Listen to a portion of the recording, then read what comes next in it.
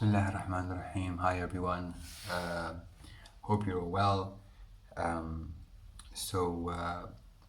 in this video offering, I'd like to share a fresh story that I have been blessed to hear and listen to today.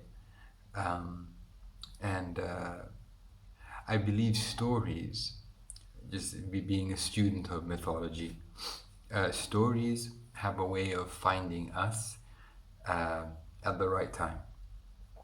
And if we allow the story to speak to us, it speaks to us in a very, very specific way for us individually. So we can all listen to the same story, but every single one of us will pick up a particular part that has more meaning and more reflection to them. So I hope I give this story justice. It's an honor to tell any story. A story selects the storyteller as well. Whether this is a good thing for you or not so good thing, I have been selected to be your storyteller for this particular tale.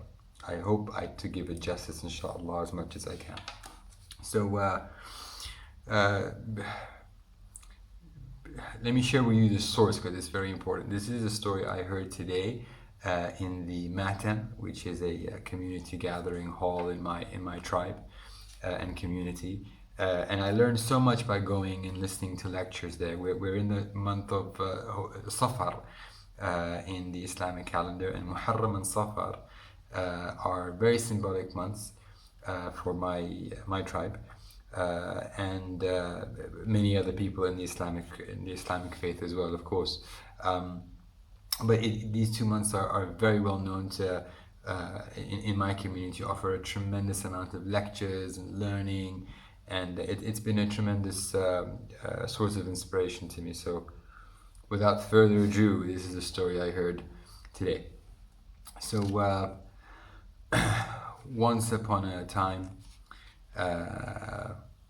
there was a king, and this king was on the way to with his army to some faraway land to engage in battle for whatever reason the kings go to war for. Let's pretend it's a good reason to go to war.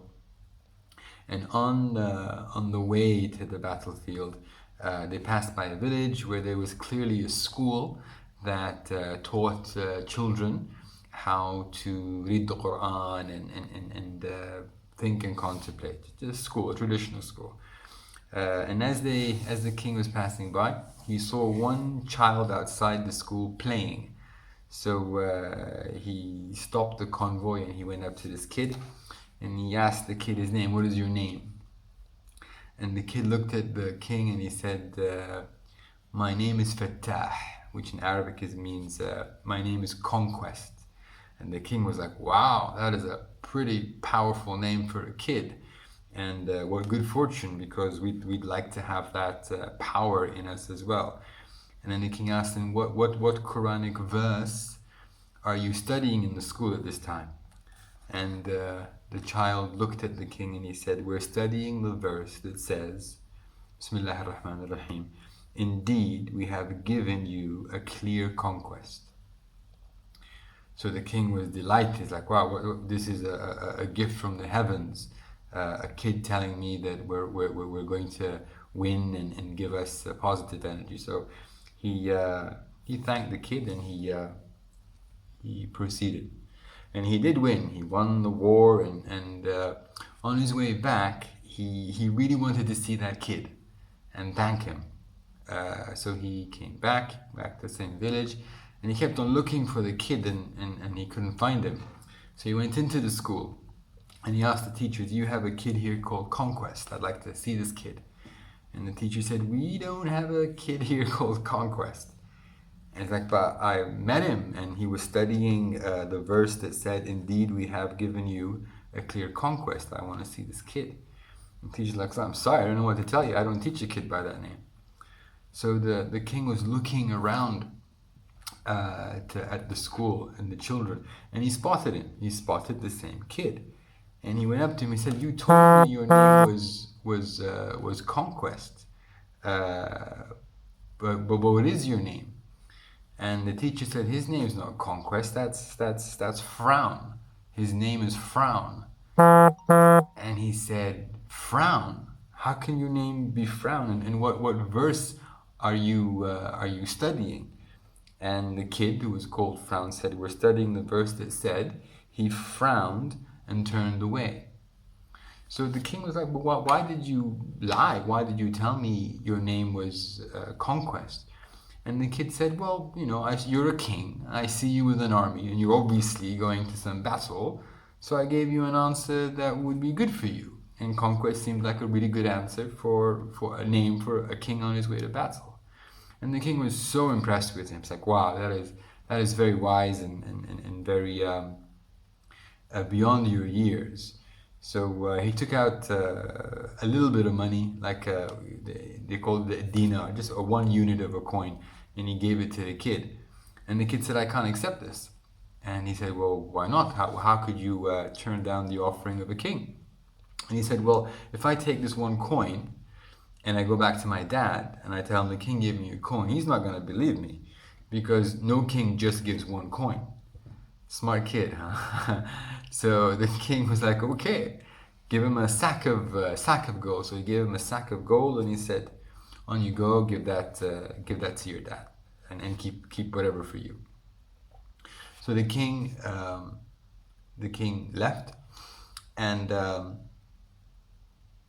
before he got back to his kingdom, he heard a man, an adult, swear and curse another person. He was very disturbed. So why are you talking this utter rubbish? You have to be punished. You can't go into and talk to people this way. Guards, get him and take him back, and we'll punish him for this rude behavior. So they took this adult man into the town, and they were about to give him some type of punishment, some type of physical type of punishment. But then they heard a kid say, stop, leave my dad alone.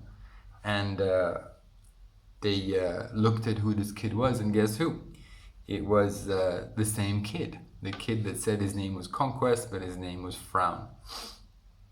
And he said to the king, this is the bag of gold that you gave me. Take this gold and give me back my father. And he said, this is bizarre. How can such a wise child come from such a rude and angry father? And the king said to the kid said to the king, what you should say is that I am good because my father raised me to be good. And he acted bad because his father acted bad. And that's the story. So the story is very much a story of children, and how they're wise. They're wise beyond our understanding. And they the same way he saw the king come in, and he just realized he needed certain words. Kids are very, very in tune, far more in tune, I think, than adults with regards to feeling energies and intentions. And I'm by no means any psychologist or anything like that, but the story really made me feel, and being a father with children as well, how careful we need to be with what we say and how we act. Because if you remember the ending of the story, the kid says, I'm good because he raised me good. He acted bad because his dad acted bad towards him. And the parents will get this, I think, more than anybody else. If you're not a parent, or maybe one day you become one, take note. But when you have kids, sometimes you'll say things and regret them. Sometimes you'll act really badly in front of them. And life is pressured, and nobody's perfect, but and I certainly am not. But we need to be really, really careful, because they pick everything up, and it affects them as they grow up. and it can ruin their life or it can make it better. And that's why they say you've got to, pardon the expression for some of the listeners, you got to own your shit and you have to sort your own shit out. Because if you don't, you're passing it on. And it's an awful inheritance to give. And I think there's nothing wrong with apologizing if you have done and said something wrong to a child, talked too harshly, punished too harshly, was too quick to judge. I really don't see any problem, and I have done this personally, apologizing to your child. Say, listen, I'm sorry. That is not what we do. Daddy's sorry, and Daddy promises never to do that again. And I'm sorry. Otherwise, if we don't, and children are very, very forgiving, especially when they feel it and they understand it's true, and you obviously rectify the situation. But I guess the moral of the story that really, really struck me was how careful we need to be with what we say to our children. And because they're the future, you're raising a future child to be a man or to be a woman. And if the girl lives in a household where she sees the dad just beating up on her mom and shouting at him, then she's gonna grow up thinking that's normal. And on the flip side of that, if the girl just sees the mum shouting at the dad and being harsh with her words, and again she'll think that's what she needs to do when she gets married. It just reminded me how very, very careful we need to be around our children. And I'm the first one to admit, when this story was told, it pinched me. It pinched me personally, because there's something inside that needed to be pinched in that sense. I'm the first one to admit I am not an angel. I have said harsh things and done things I will and do regret in front of my children.